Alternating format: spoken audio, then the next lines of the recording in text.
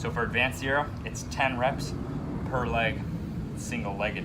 And I put video here of Alyssa doing it on 2 legs. There would be nothing wrong with doing 20 reps per set, 2 legs. Now, what we're gonna do is you're gonna do that 10 each leg, but before steps 2, 3, 4, 5, and 6, you're gonna get a full 5 sets, essentially to failure because of how far you stand, right? So if you hit failure, if you can't get up, you just stand a little bit closer. So full 5 sets to failure on advanced zero. This is our first line of defense, whether it be walking or decelerating. First thing that hits the ground is that heel, or going to jump off one foot. In a lot of sports, you end up planting through the heel.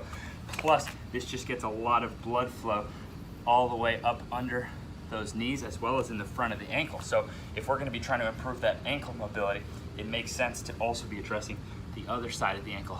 We run into problems when we neglect some area of the body. So the answer is inclusion, not exclusion. The front of the ankle is important. With body weight alone, we can really get an incredible effect. And if we want to load, then we have the Tibialis bar. This was originally popularized by Bob Gajda, one of the early bodybuilders. He ended up becoming a miracle worker for extending pro athlete careers. Now, if you look at this, you see that stretch is really good. Look at that stretch in the bottom position. So here, we're doing 10 reps before steps 2, 3, 4, 5, 6. 5 sets of 10, but 10 means this. If you hit 10 and it's not that challenging, keep going, okay? We're talking about 5 sets to failure. This is not a drill. Tibialis training is not a drill. Tibialis training is strength training. The same way you would get strong in any area of your body. We can get elite tibialis. Any of us can get elite tibialis compared to the norm because almost no one is training this area. Fell out of style, stopped being produced. My Australian buddy, the home gym guy, revived this tib bar.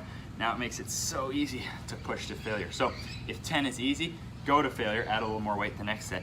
If you're hitting failure, before 10, then okay, I could go a little bit lighter. So there you go. Advanced zero and loaded simple tibialis protocols. Boom, you get it done. Go right to the next step. In fact, it gives you a break from training opposing areas. This allows us to get 5 sets to failure without really taking much longer in our workout, without altering the structure of our workout. So we still get to work all of these awesome areas, but putting that money in the bank, 5 sets to failure over time, yes, any of us can get world-class tibialis for our respective ages, sports, etc. Last but not least, it's worth mentioning that this is not a more advanced tool.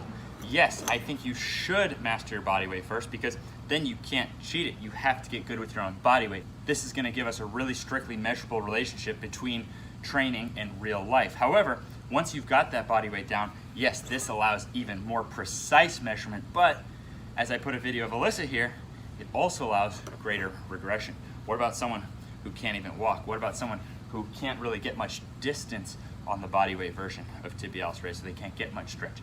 You can go as light as you want on this. Someone who can't even walk could use this. So the tool both allows more strict measurement. It's more fun once you've trained body weight to then mix it up and be able to have an exact amount of load and try to lift it.